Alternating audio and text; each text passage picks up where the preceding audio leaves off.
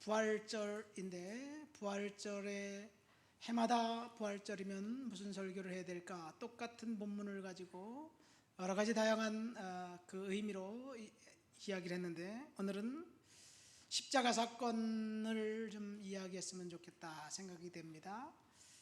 십자가에서 예수께서 사망하셨기 때문에 부활이 의미가 있습니다. 그래서 십자가는 부활의 클라이막스가 됩니다. 작년 연말 내년을 생각하면서 우리 좋은이웃교회가 이제 그 코로나 팬데믹도 끝나고 새롭게 시작됐을 때 어떤 교회의 모습으로 새롭게 거듭나야 될까라고 생각하면서 제가 유학 시절에 선교학을 공부하면서 미셔널 처치라는 그런 책을 읽었던 적이 있습니다. 너무나 감동적이어서 그 책을 다시 읽으려고 했더니 제가 필리핀에 있는 목사님에게 영어 책들을 다 기증을 했기 때문에 없어요. 그래서 또 다른 책을 사서 읽으면서 우리 좋은 이웃교회가 앞으로 미셔널 처치가 되어야 되겠다라고 결단하면서 첫 번째로 설교한 말씀이 미셔널 처치는 예수 그리스도의 십자가에서 시작된다, 그런 이야기를 했던 적이 있습니다. 그렇습니다. 예수님은 예수 그리스도께서 디자인하신 신약 성경의 교회는 십자가에서 시작했습니다. 십자가는 죽음을 말하는데 바로 십자가의 죽음이 교회의 시작입니다. 그러니까 교회의 시작은 사망에서부터 시작한 것입니다.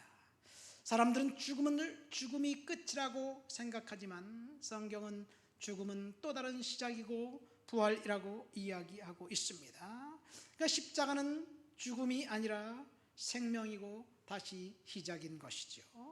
오늘 부활주의를 생각하면서 다시 한번 이 십자가의 은혜를 생각하면서 저와 여러분들이 은혜를 받길 원합니다. 어쩌면 저와 여러분들은 지금 십자가 사건을 경험하고 있는지도 모르겠습니다. 교회적으로 볼 때 지난 2년 반 동안 코로나가 강타해서 우리 교회처럼 작은 교회들은 하나 둘씩 성도가 빠져나가면서 힘없고 연약해서 임대 교회들은 임대료조차 낼 수 없는 그런 상황에 직면한 것이 지금 현재 대한민국 교회의 모습입니다. 그런 의미에서 보면 지금 교회는 십자가의 고난 가운데, 이제 십자가의 고통 가운데 있습니다. 사업을 경영하는 사람들은 피부로 와닿게 느끼는 좌절감이나 낙심이 있을 수도 있습니다. 질병 때문에 고통당하는 그 사람은 하나님께 은혜를 구하지만 여전히 비전이 눈에 보이지 않을 때 그때 십자가 이후에 있을 부활을 기억하면서 믿음으로 견뎌야 할 줄을 믿습니다. 우리가 지금 경험하는 상황들, 어쩌면 이 고통스럽고 참혹한 이 상황을 부정적으로 볼 필요는 없다고 생각하면서 지금 우리들이 생각하기에 재앙이고 어렵고 힘들다고 생각하지만 그것을 하나님은 창조의 시작으로 축복으로 부활로 바꿔주실 것이기 때문입니다. 예수님께서 십자가에서 사망하신 그 사망, 그 고난과 죽음이 있기에 그 저주가 부활의 아침에 새로운 생명과 축복으로 바뀌었습니다. 특별한 하나님의 계획이 바로 예수 그리스도의 십자가에 있습니다. 우리가 지금 혼돈과 절망과 뼈를 깎는 아픔, 이런 것들은 우리가 저주라고 생각하지만 결코 저주가 아니고 주님께서 부활의 아침에 새로운 축복으로 저와 여러분들의 인생을 바꿔주실 줄을 믿습니다. 그렇기에 십자가는 저주가 아니라 희망이고 그리고 비전입니다. 자, 오늘 본문에 보면 예수께서 사망하신 그날 요한은 특별한 두 명의 십자가의 증인을 이야기하고 있습니다. 요한복음은 비교적 늦게 쓰여진 성경책입니다. 이 성경에서 가장 일찍이 쓰여진 성경책은 데살로니가 전후서예요. 바울 서신 중에 데살로니가 전후서가 가장 먼저 쓰여졌습니다. 그리고 복음서 중에서는 마가복음이 가장 먼저 쓰여졌는데, 이 요한복음은 그 중에 요한계시록, 요한 1, 2, 3, 4와 함께 비교적 한 AD 85년에서 95년 사이에 쓰여졌으니까 굉장히 좀 늦게 쓰여진 책이에요. 자, 한번 생각해 봅시다. 예수님께서 30살에 33살에 돌아가셨어요. 그러면 AD 30년입니다. 그리고 교회가 시작되었습니다. 한 50년 정도 지났어요. 그러니까 예수님께서 십자가에 달려 돌아가셨던 사실을, 부활했던 사실을 두 눈으로 목격했던 증인들은 하나 둘씩 이제 자연스럽게 이 땅에서 사라졌습니다. 천국으로 갔지요. 그러니까 예수님이 부활하셨다는 그 사실을 이 사람들이 부정하는 사람들이 있었습니다. 예수의 시체를 누군가 훔쳐갔다, 예수가 기절했다, 죽지 않았다, 부활하지 않았다, 여러 가지 이야기들이, 낭설들이 퍼져 있는데 오늘날도 많은 사람들이 예수는 부활하지 않았다, 그렇게 주장하는 사람들이 있습니다. 심지어 신학대학 교수들조차 그렇습니다. 어쨌든 요한은 예수님의 십자가의 증인들이 사라지고 없어지는 것을 보면서 예수님의 십자가 사건과 부활은 진짜 있었다라는 사실을 당시에 유명한 그 사람 두 명의 증인을 내세우고 있는데, 그 두 사람이, 한 명은 아리마대 요셉이고 두 번째는 니고데모라는 사람입니다. 본문에 보면 아리마대 요셉은 빌라도에게 찾아가서 예수의 시체를 요구했고요. 니고데모는 예수님의 시체 위에 향품들을 넣어서 아무도 쓰지 않은 빈 무덤에 예수를 안치시켰습니다. 아직 장례식은 치르지 않은 상태입니다. 왜냐하면 안식일, 예수님이 사망하시고 난 다음에 오후 3시에 사망했는데 6시부터 안식일이 시작돼요. 금요일 밤 6시부터 그 다음 토요일 저녁 6시까지가 안식일이니까 안식일 날은 아무것도 못하기 때문에 급하게 예수의 시신에 향품을 넣고 무덤에 안치시킨 거예요. 근데 향료 100리트라라고 되어 있는데, 킹 제임스 버전과 뉴 아메리칸 스탠다드 버전에 보면 100파운드의 향품입니다. 이 향품은 왕에게 들어갈 만한 충분한 양이었습니다. 그래서 니고데모는 최선을 다해서 예수 그리스도가 왕이심을 증언합니다. 자, 예수 그리스도께서 돌아가셨습니다. 그런데 오늘 부활절 메시지 치고는 좀 아이러니예요. 부활절은 예수가 살아났다라고 얘기해야 되는데, 저는 예수가 죽었다라고 이야기하니까 말입니다. 자, 그런데 죽음이 있어야 부활이 있는 거예요. 살아난 것은 기정사실이고, 그리고 죽음도 기정사실입니다. 그래서 십자가에서 돌아가신 그 사건은 부활의 클라이막스라고 생각하면서 저와 여러분들에게 오늘 말씀을 듣습니다. 자, 죽음 이후에는 부활이 있고, 부활은 천국과 그 지옥으로 갈리는 심판의 갈림길이 됩니다. 이것이 진리입니다. 그렇다면 이 사실을 우리에게 적용해 보면 우리들 역시 주님 앞에서 죽어야 할 부분들이 있습니다. 내가 어떤 부분이 주님 앞에서 죽고 그리고 다시 영생으로 부활할까? 자, 죽어야 새 생명이 있습니다. 하나님의 미랄이 땅에 떨어져 죽지 아니하면 많은 열매를 맺지 못한다라고 예수님이 말씀하셨잖아요. 썩어지고 죽어야 그 이후에 새 생명이 있는 거예요.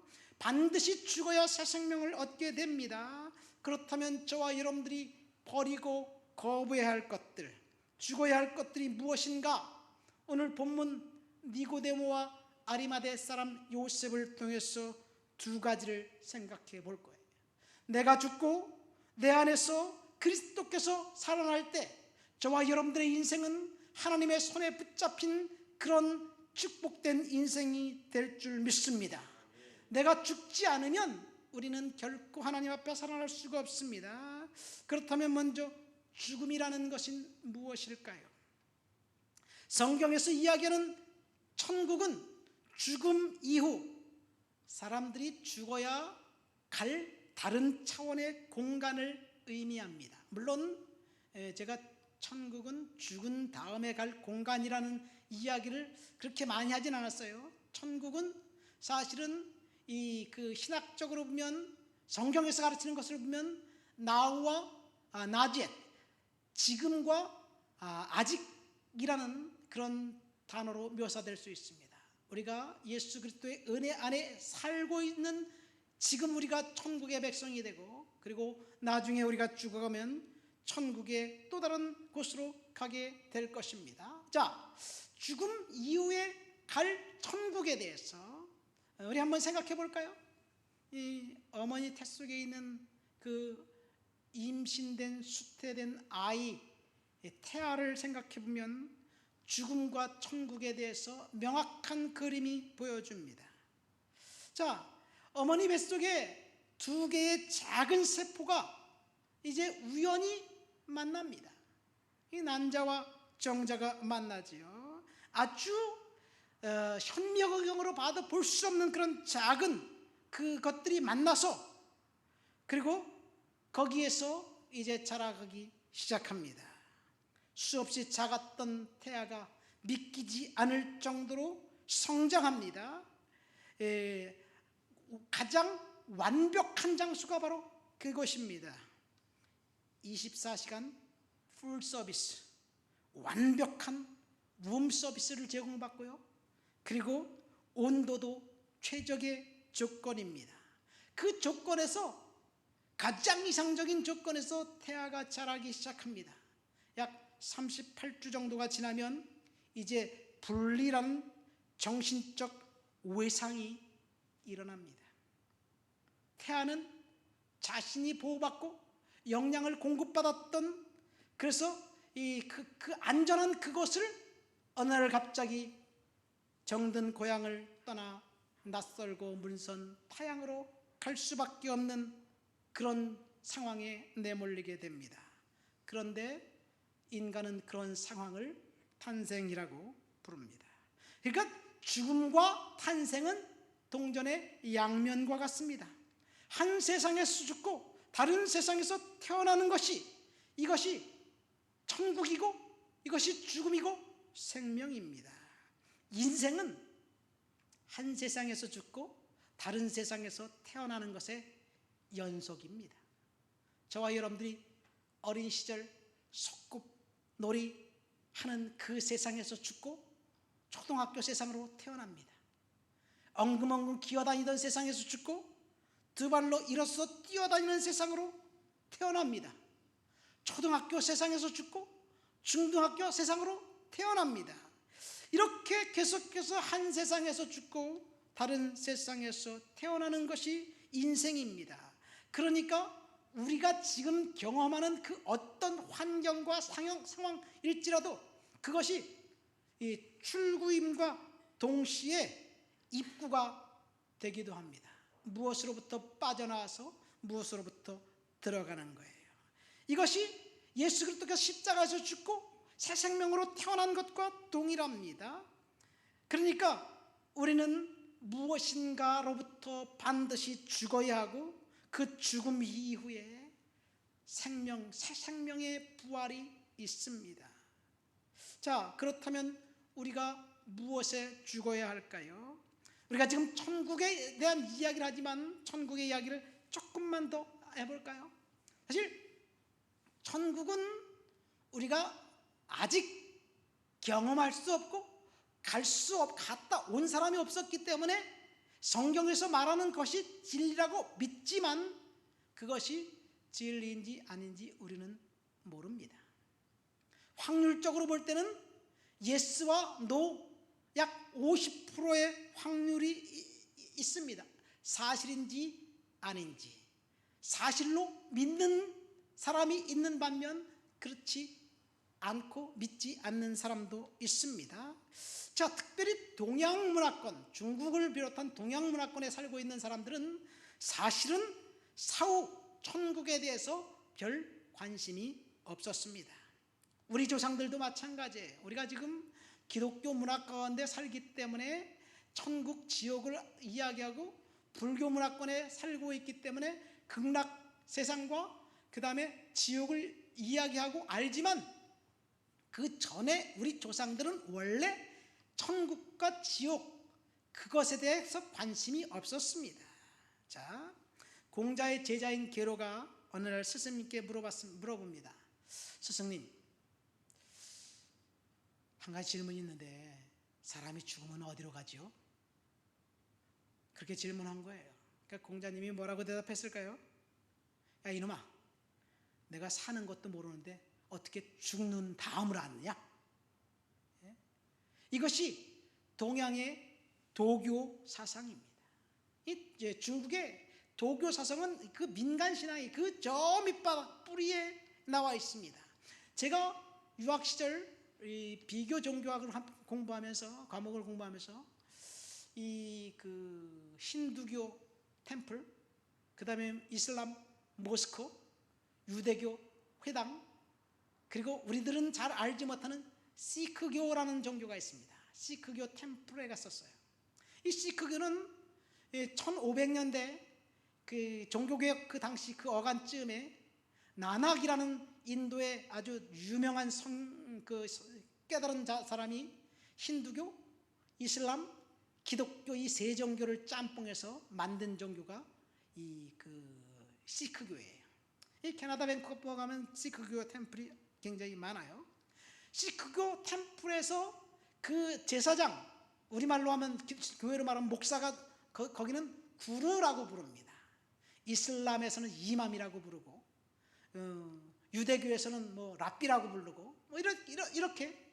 근데 구루인데 그 구루에게 제가 물어본 거예요. 시크교에서는 영생, 천국과 지옥에 대해서 어떻게 생각하십니까? 어떻게 가르치고 있습니까? 그러니까 딱 한마디로 뭐 고민할 것도 없이 이 시크교 템플에도 그 경전이 있어요. 이 경전을 굉장히 소중하게 여기고 경전에 파리가 날라들지 않게 부채로 계속 붙여요. 그런데 그 구루가 하는 말이 우리는 모른다는 얘기예요. 모른다. 깜짝 놀랐습니다. 사실 종교라는 말 자체는 사후 세계와 연관이 있습니다. 천국과 지옥에 대해서 연관이 있습니다. 사후 세계에 보증을 해주는 게 종교의 개념이에요. 그런데 시크교는 영생에 대한 개념이 없었습니다. 이 영생에 대한 개념이 없는 것은 시크교뿐만이 아니라 우리 조상들도 그랬고 중국인들도 그랬습니다. 중국에서 이 천국은 그 이상향은 무릉도원이라고 이야기합니다. 무릉도원은 여러분 많이 들어봤죠? 어떤 민물 고기를 잡는 어부가 배를 타고 강을 건너가다가 이상한 데를 들어갔어요. 양쪽 옆에 이 그 복숭아꽃이 활짝 펴 있는 그 어떻게 출구해서 딱 들어갔는데 거기가 들어가 보니까 거기에 살고 있는 사람들은 농부들인데 이상한 옷을 입고 평화롭게 살고 있어요. 집집마다 아주 넉넉하고 그리고 평화롭습니다. 그래서 외부에서 누군가 왔다니까 집집마다 사람들이 그 어부를 초청해서 밥을 주고 닭고기를 주고 그리고 술을 줍니다. 그래서 아주 밖에 이야기를 듣는 거예요. 알고 봤더니 그 사람들이 500년 전 진나라 무슨 전쟁 때 일로 숨어 들어와서 여기서 살면서 세상과 단절하고 살고 있었던 사람들이었어요. 지상 낙원과 같은 곳입니다. 거기서 시름도 잊은 채 이 집 저 집 돌아다니면서 대접을 받다가 이제 어부가 자기가 온 고향으로 돌아가려고 합니다. 그런데 어부에게 그 마을 사람들이 부탁을 합니다. 절대로 이곳에 있다고 이야기도 하지 말고 이곳을 오려고도 하지 마세요. 그런데 이 어부가 그렇게 평화로운 곳을 안 오겠어요? 그래서 출구에다 표를 해놓고 그리고 나왔는데 마침 자기 마을 사람들과 함께 가다 그곳을 찾으려고 했는데 찾지 못했다라는 이야기. 이것이 무릉도원입니다.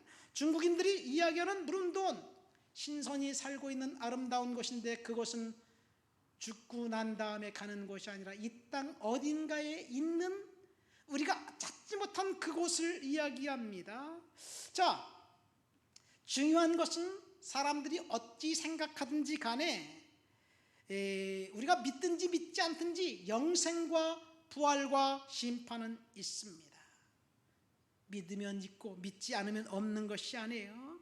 예수께서 부활하신 아침에 십자가를 지신 그 놀라운 사건이 부활의 클라이막스이듯이 우리는 본문 아리마대 요셉과 니고데모를 통해서 우리가 이 땅에서 십자가에 못 박아야 할 두 가지가 무엇인지 오늘 성경은 이야기하고 있습니다. 첫 번째, 우리 본문 38절 말씀 볼까요? 38절 말씀 보면 아리마대 사람 요셉이 당돌하게 빌라도에게 찾아가서 예수의 시체를 달라고 이야기합니다. 그러면서 아리마대 요셉이 뭐라고 이야기하냐면 나는 예수의 제자입니다. 예수의 제자임을 밝힙니다. 그리고 예수의 시체를 달라고 합니다. 그러니까 빌라도는 예수의 시체를 아낌없이 내줘요. 자, 이곳에서 우리가 알 수 있는 것, 우리의 부정적인 생각을 십자가에 못 박아 죽여야 한다는 이야기입니다. 자, 이 구절에 보면 아리마대 요셉은 예수님의 제자였습니다. 그런데 그의 직업이 공회원이었습니다. 공회원은 사실은 그 70명으로 구성된 그 이스라엘의 최고 통치관인 산헤드린을 말해요. 그 공회 의장은 대제사장이고요. 공회원들은 제사장, 서기관 그리고 장로들로 구성되어 있는데 대부분이 바리새인들입니다. 그러니까 이스라엘의 그 정치적 리더 중 한 사람입니다. 이 공회의 기능은 백성들을 재판하는 기능인데 그런데 사형 언도는 내릴 수가 없습니다. 어쨌든 공회원이었던 아리마대 요셉은 예수님의 제자였으나 그 사실을 사람들에게 밝히기를 꺼려했습니다. 아마도 그는 공회원이었기 때문에 예수님을 재판했던 그날 아침, 그래서 빌라도를 윽박질러서 예수를 십자가에 못 박으라고 그렇게 유도했던 그 재판 자리에 있었을 개연성도 있습니다. 그런데 이렇게 사회적 지위가 높았던 그 사람이 갈릴리 저 시골 촌뜨기 궁벽한 마을에 이름 없는 랍비 예수의 제자가 됐다는 것, 그것 자체는 그 70명의 산헤드린 공회원의 입장에서 볼 땐 도저히 용납할 수 없는 그런 상황이었어요. 그래서 자신의 그 믿음, 예수의 제자임을 숨깁니다. 그리고 끝까지 예수의 제자임을 밝히지 않습니다. 언제까지? 예수가 죽는 그 순간까지. 그러니까 그는 자신의 생각 따로 그리고 행동 따로 이렇게 살아왔던 사람들이에요. 마치 이중인격자처럼 말입니다. 그런데 그동안 예수의 제자임을 숨겼던 요셉이 예수가 사망한 그날 예수의 시체를 앞에 두고 내 생각을 숨기지 않기로 결단하고 부정적인 생각을 거부하기로 결정한 것을 우리는 알 수가 있습니다. 여러분, 우리는 지금 우리가 어떤 생각을 갖고 살아가고 있는지 결단하고 우리의 생각을 바꿀 수 있다면 바꾸게 되시기를 예수 그리스도의 이름으로 축원드립니다. 이 아리마대 요셉은 용기를 냈고 그리고 빌라도에게 찾아갔습니다. 왜요? 생각을 바꿨기 때문에 그래요. 그러니까 본문을 통해서 주는 교훈은 우리의 환경이 우리를 참혹하게 만들지라도 우리는 반드시 참혹하고 비참한 환경 속에서 용기를 내고 마음을 바꿔야 된다는 이야기예요. 우리가 마음을 바꾸지 않는 한 환경은 결코 저와 여러분들에게 호의적이지 않습니다. 자, 환경은 저와 여러분들에게 저절로 밝은 미래를 가져다 주지 않습니다. 왜 그렇습니까? 이 세상을 작동하는 자연 원리는 물리학의 1법칙, 2법칙이 있는데 두 번째 법칙에 보면 이 세상을 작동하는 원리는 엔트로피라고 이야기합니다. 엔트로피는 뭐냐면요, 한마디로 말해서 이 무질서를 향해서 가고 있는 게 엔트로피예요. 우리가 가만히 생각하면 무질서가 돼요. 여러분 딸들 방을 보세요. 질서가 정연합니까? 무질서합니까? 엄마가 아무리 치워놔도 깨끗이 해놔도 몇 시간 지나고 나면 다 지저분해지는 거예요. 우리는 어떤가요?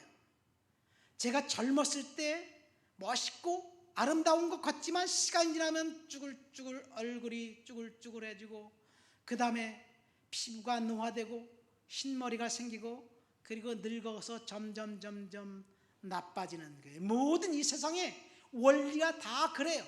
모든 원리는 다 무질서를 향해서 엔트로피를 향해서 가고 있는 거예요. 그런데 이 세상에 있는 에너지의 총량은 똑같습니다. 이 늙은 사람의 에너지나 젊은 사람의 에너지는 똑같아요. 어쨌든 이 세상은 무질서를 향해서 가고 있습니다. 하나님이 없는 세상, 무질서 그 자체입니다. 그래서 하나님이 창세기 1장 2절에 보면 땅이 혼돈하고 공허하고 흑암이 깊은 곳에 있을 때 하나님의 신이 그 수면에 운행하시면서 빛이 있으라 말씀하시면서 혼돈과 무질서가 질서로 바뀐 거예요. 그러니까 원래 엔트로피 상태에 있었던 환경, 그래서 우리는 가만히 놔두면 우리의 상황은 점점 나빠지게 돼 있어요.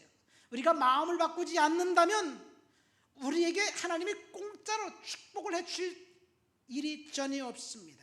아리마대 요셉을 보세요. 주님 앞에 십자가에서 사망한 그것을 목격한 그 순간 그는 자신의 생각을 점검했고 그리고 생각을 바꿨습니다. 생각을 바꾸고 점검해야 우리에게 소망이 되고 그것이 저와 여러분들에게 축복이 된다는 사실을 알게 됩니다. 여러분, 제가 우리 딸이 여기 와 있는데 3년 만에 왔어요. 5년 전에 카나다를 처음 갈 때 제가 딸한테 카톡을 하나 받았어요. 아빠, 나 지금 북경 공항인데 그 연결편 비행기를 놓쳤어요. 그런 톡을 받았어요. 근데 그 이유는 인천공항에서 2시간 비행기가 늦게 출발한 거야. 싼 비행기 티켓을 끊어서 북경을 통해서 가는 걸 끊어줬는데 비행기를 놓쳤어요라는 톡을 받고 난 다음에 갑자기 제가 불안해지기 시작한 거예요. 연결편 비행기를 반드시 타야 되는데 그럼 어떡하지? 얘가 24시간 그 공항에서 고생을 하지 않을까? 이런 생각을 꼬리를 물고 계속해서 내 생각을 지배하는 거예요. 중국말도 못하는데 어떡하지? 우리 아들이 거기 있다고 해서 막창하고 그 다음에 순대를 사줬는데 이건 또 어떡하지? 이런 생각이 계속해서 꼬리를 물고 있으니까요. 잠이 안 오는 거예요. 잠이 안 오니까 어떡합니까? 하나님 보호해 주세요. 온갖 잡스러운 생각이 내 머릿속에서 떠오르기 시작하는 거예요. 그 모든 생각들은 다 두려움이 나를 지배하고 있기 때문에 그래요. 말이 안 통하는데 어떡하지? 마침 오빠한테 주라고 3,000불을 줬는데 이거 누군가 탈취가면 어떡하지? 이런 생각까지 정말 별의별 생각을 다 했습니다. 별의별 생각이 다 드는 거예요. 그래서 열심히 기도한 거예요. 다음날 아침 새벽 기도를 하는데 마침 마가복음 4장을 읽으면서 갈릴리 바다의 풍랑을 만난 제자들에게 주님이 어찌하여 그렇게 무서워하느냐라고 믿음이 없는 자들아 잠잠해라 그런 말씀을 읽는데 내 마음을 어쩜 그렇게 성경에 그대로 기록되어 있는지 어찌하여 무서워하고 어찌하여 믿음이 없느냐. 그래서 하나님 감사합니다. 그리고 하나님께 맡겼어요. 그리고 난 다음에 저녁이라 그래서 그 항공사에 전화를 했더니 전화가 안 돼. 그래서 아침 8시에 딱 전화를 했어요. 그랬더니 전화를 받아요. 담당 직원이 저에게 하는 말이 그럴 경우 호텔을 제공하고 호텔에서 아마 편하게 묵고 있을 것 같은데 어디에 있는지 잘 모르겠습니다. 그런 얘기를 해요. 호텔에서 룸 서비스도 제공한다는 말을 들었어요. 사무적인 말투를 들었습니다. 그 다음에 우리 딸이 톡이 왔어요. 아빠 나 호텔에서 잠잤어. 자, 하나님이 우리 딸을 안전하게 보호하고 계셨는데 내 생각이 정말 천국에서 지옥까지 왔다 갔다 한 거예요. 온갖 부정적인 것은 다 끄집어냈어요. 내가 생각할 수 있는 악한 생각들은 딱 끄집어내서 머릿속에서 맴돌기 시작했습니다. 그리고 그것이 점점 더 커졌습니다. 여러분, 그것은 기우였습니다. 하나님께서 완벽하게 보호해 주시고 계셨는데 부정적인 생각에 의해서 지배받았기 때문에 그래요. 우리가 생각을 바꾸지 않는다면 저와 여러분들은 부정적인 생각이 우리들을 지배해서 정말 세상에서 온갖 그 나쁜 일은 다 나에게 일어날 것 같은 그런 끔찍한 생각들로 지배받게 되어 있습니다. 그래서 우리는 생각을 바꿔야 될 줄 믿습니다. 십자가는 부활 사건의 클라이막스입니다. 우리가 부활의 영광에 들어가려면 우리를 지배하고 있는 부정적인 생각과 불안한 마음을 주님 앞에 내려놔야 합니다. 어떤 환경이 여러분들을 지배하면서 여러분들의 불안하게 만듭니까? 우리의 미래는 지금 아직 닥치지 않았습니다. 그런데 우리가 미래를 알 수 있는 방법이 딱 한 가지 있어요. 그건 뭐냐? 지금 내가 어떤 생각을 하고 있느냐. 그 생각이 우리를 지배하고 우리 인생을 지배해서 그래서 우리를 그렇게 인도하는 거예요. 만약 불안하고 두렵고 뭔가 안 될 것 같고 망할 것 같은 생각이 우리를 지배하고 있다면, 그래서 거기에 의해서 조종받고 있다면 우리의 인생은 그렇게 흘러갈 거예요. 왜냐하면 이 세상은 엔트로피, 혼란과 무질서가 지배하고 있기 때문에 그래요. 그런데 현재 우리가 지금 상황이 좋지 않아요. 그리고 비전도 보이지 않아요. 어떻게 될 수 있을지 모르겠어요. 그렇지만 아직 우리의 미래는 닥치지 않았습니다. 예를 들어서 재벌 아버지를 둔 아들이 있다고 보세요. 근데 그 아들은 아버지가 재벌인지 몰라. 그럴지라도 그 아들의 신분은 변함이 없습니다. 그 아들이 어떤 환경에 있든지 변함이 없어요. 하나님은 이 세상의 만물의 근원이시고 주인이 되십니다. 그 어떤 재벌보다도 훨씬 강력한 능력이 있습니다. 결코 우리를 환경에 지배받았고 망하게 하지 않습니다. 그래서 우리에게는 하나님의 특별한 보호하심과 간섭하심이 있다는 것을 믿으시기를 예수님의 이름으로 축원드립니다. 그러니까 부정적인 생각이 나를 지배하는 것으로부터 우리가 거쳐야 돼요. 그리고 하나님의 은혜 앞에 우리들을 올려드려야 됩니다. 이것이 아리마대 요셉을 통해서 주시는 우리가 버려야 할 것들입니다. 두 번째는 이 니고데모라는 사람입니다. 니고데모는 제가 여러 번 이야기했죠. 니고데모는 헌신의 타이밍을 제대로 못 맞춘 사람이었습니다. 니고데모는 예수께서 십자가에서 운명하시는 그 순간 빌라도 앞에 나타난 아리마대 요셉과 함께 그 빌라도에게 찾아가서 예수의 시체를 데리고 갖고 오고, 그리고 니고데모는 특별히 이 그 향품들을 예수님의 시체에 부었습니다. 자, 본문 39절부터 40절 말씀 보니까 여기 보면 일찍이 예수께 밤에 찾아왔던 니고데모라고 이야기하고 있습니다. 일찍이 예수께 밤에 찾아왔던 니고데모는 어느 것을 말하냐면 요한복음 3장을 이야기해요. 우리가 잘 아는 말씀, 하나님이 세상을 이처럼 사랑하사 독생자를 주셨으니 누구든지 그를 믿는 자마다 영생을 얻게 하려 하십니다. 그래서 거듭나야 영생을 얻는다는 이야기를 듣고 그는 낙심해서 예수를 떠났던 사람입니다. 예수님 사역 초창기에 만났다가 예수님을 떠났다가 예수님 돌아가시고 난 다음에 다시 온 사람이에요. 자, 그러니까 니고데모는 평생을 주님 앞에 헌신할까 말까, 순종할까 말까 망설이다가 예수님이 돌아가시고 난 다음에 주님 앞에 다시 찾아온 사람들의 유형을 이야기하고 있습니다. 여러분, 우리가 주님 앞에 헌신해야 될 그 시간에 헌신하지 않고 계속해서 주저하고 망설인다면 사실은 그것은 우리의 문제입니다. 언젠가도 제가 얘기했듯이 예수님에게 향유를 부은 사람이 두 사람 있어요. 누구입니까? 마리아예요. 마리아는 예수님에게 향유 한 옥합을 깨서 예수님의 발 앞에 부어드렸어요. 그 향유를 부어드린 마리아에 대해서는 누구든지 다 알고 있습니다. 근데 그 나드 한 옥합은 1파운드예요. 성경은 1파운드. 그런데 니고데모가 모략과 침향 섞은 것은 이 100리트라라고 되어 있는데 영어 성경에 보면 100파운드예요. 100배 더 많은 향품을 예수의 시체에 부었어요. 금전적으로 볼 때 아까 이 니고데모가 예수의 시체에 부은 향품은 왕을 장례할 때 부었던 그 막대한 양과 비용을 들여가면서 주님께 헌신했습니다. 그런데 니고데모의 헌신은 아무도 알아주지 않습니다. 그 이유는 니고데모의 행동에 대해서 그가 참 잘했다라고 그를 칭찬한 사람이 아무도 없기 때문에 그렇습니다. 그러나 마리아의 행동은 누구든지 칭찬합니다. 목사님들마다 마리아의 헌신을 칭찬하면서 설교합니다. 니고데모는 그렇지 않습니다. 그 이유는 니고데모는 하나님 앞에 순종하고 헌신해야 될 타이밍을 놓쳐버렸어요.